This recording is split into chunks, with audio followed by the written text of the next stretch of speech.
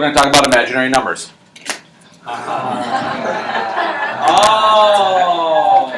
The best part is she's going to come to class with this. I didn't record the first part, just in case. Okay. So, today's topic is complex numbers.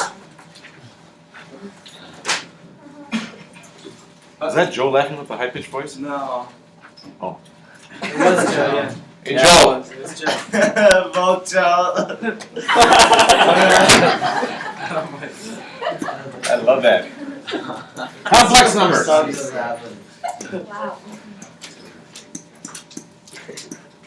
Okay, so you might not know this, but we've actually been talking about complex numbers forever. Ready? Aaron, give me a number. Good job. That's a great complex number. 0 plus, no, that's not what I meant. 29 plus 0i. See? Complex. But like writing down 0x, we just don't write down the complex, or the imaginary part, I should say, of the complex number. So we've been working with complex numbers, but you just didn't know it.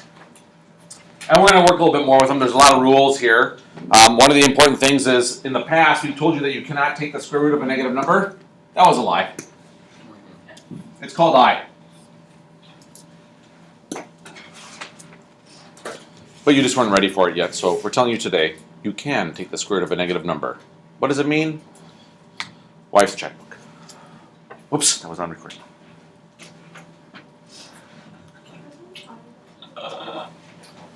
Let's try a few things. Oh, questions. So I is kind of a strange thing. Sometimes I works like a variable. For example, if you have 3x plus 4x, that makes 7x. Good job, Joe. 7x is correct. So 3i plus 4i would make 7i. 7i. And pine I and oak I is the same as Pine oak I. wood I.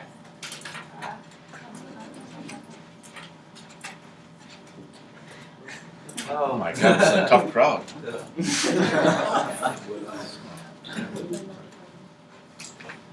Part A. Everybody say it together. Part A! Part A! Yeah, in a pre-calc class every day. Part 8. 6 and 1 makes a total of 7.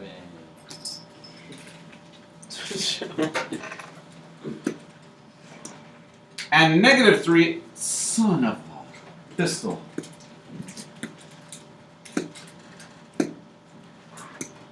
Negative 3i and positive 2i makes a total of? Negative 1. What's the answer? Done.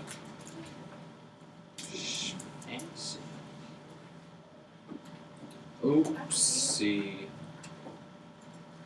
What? Oh. Second one. 5 and 2 makes 3. Because there was a minus sign.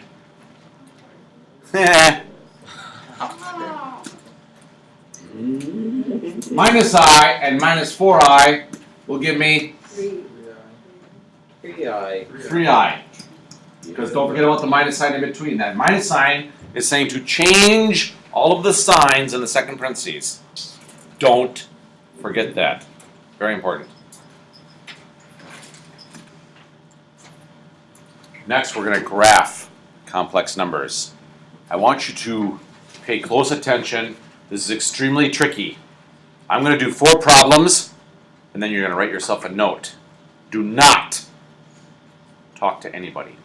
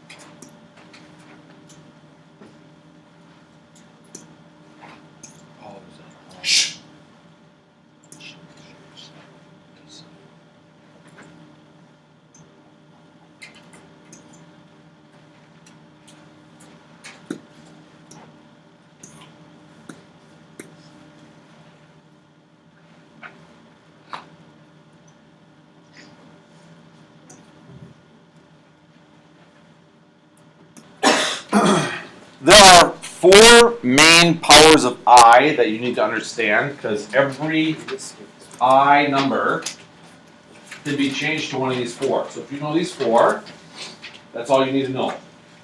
And everything else can be simplified into one of these. So first of all, we talked about earlier that I was the square root of negative 1. So you remember that off to the side here. This is really the square root of negative 1, in case you don't remember. But if you square I, you get negative 1, because it's like square root of negative 1 times the square root of negative 1, and it's the square root of negative 1 squared. You remove the square root, and that's why it's negative 1. I cubed is negative I, and I to the fourth is positive 1, because it's like taking two I squareds and multiplying them together. Negative 1 times negative 1 is positive 1. These are the four things that you need to memorize. And if you don't know them, that could be an issue for you on the exam. So make sure you memorize those. Let me show you how this works and why you want to memorize those.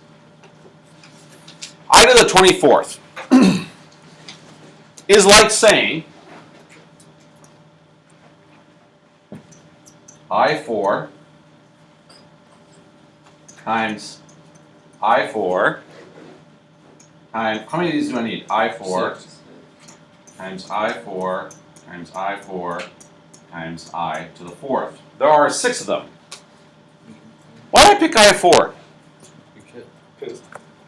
Because it's the least common factor. No. Again, Because it's the greatest common factor. No. From 1 through 4. No. And all the No. 20 No. divided by 4. This might be wrong. Because it's equal. yes. What? I to the fourth is 1. So 1 times 1 times 1 is 1. This is the answer. Now, I want to point out the following. This is really the same as saying I to the fourth raised to the 6 powers. excellent. Or in other words, 1 to the 6th power, which is how we got 1. And when you're simplifying powers of I, what you want to do is get as many I4s as possible. So for example, in 37, if I had 37 I's all lined up, how many out of those 37 can I put together that have 4, groups of 4, Tristan? 9. Because 9 I4s would make a total of 36 of them, right? Or in other words, this is really like saying I36 times I1. Why 36? Because 36 is like saying I4 to the 9th power. And what's I4? 1. So this is like saying 1 to the 9th power times I, or in other words, it's just I. So every time you can get a number that's divisible by 4 and pull it out, you can really pretty much ignore it because you're multiplying by 1. So that's one of the major strategies. In the next one, I see I103. I would split this out into I100, because that's the largest number that goes into 103 that's divisible by 4, times I3. And the reason I picked 100 is because 4 goes into it 25 times. And then I have I3. And I to the fourth, we know is 1 from the memorization table. That's being raised to the 25th power. And I3 is really the same as Negative I. negative I. So my answer is just negative I.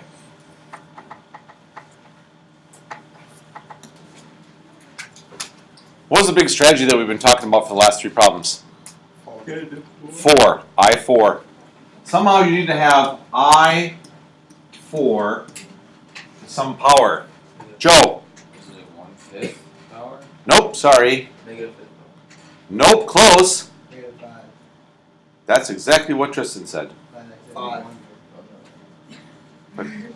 Close. 5. Nope, far. 1/5. Nope, ridiculous.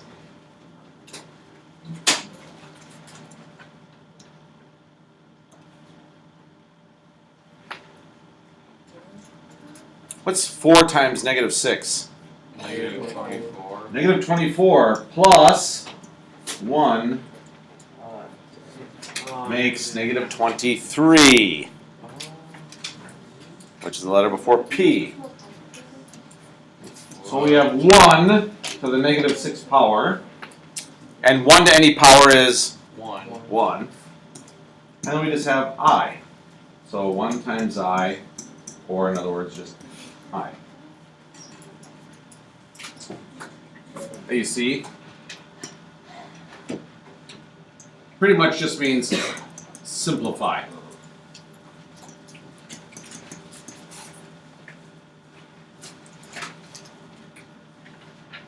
I'm going to write down some stuff and then I'm going to tell you what it means.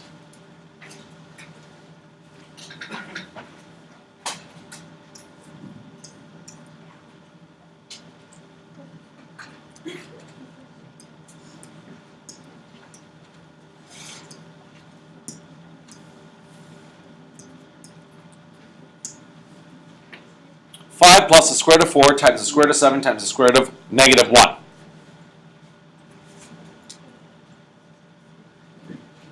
Why did I pull out the square root of negative 1?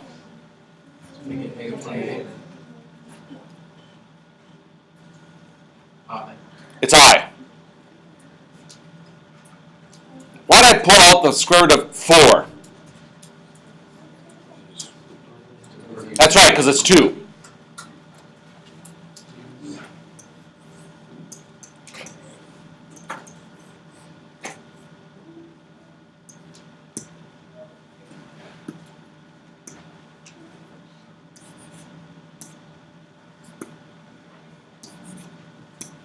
Done.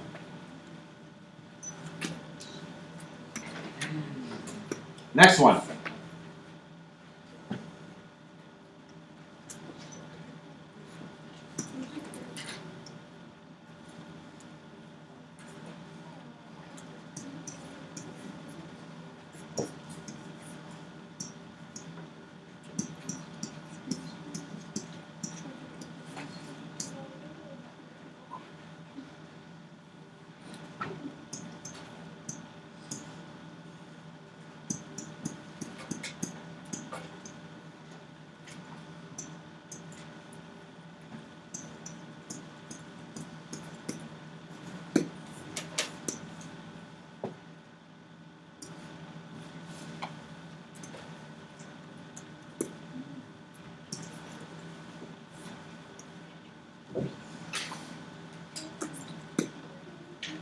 So in this particular problem, I know the square root of 100 is 10.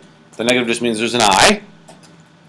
Notice how there's also a 4i, so 10i and 4i kind of acts like a variable, like an x kind of thing. Put them together, that's a total of 14 i's.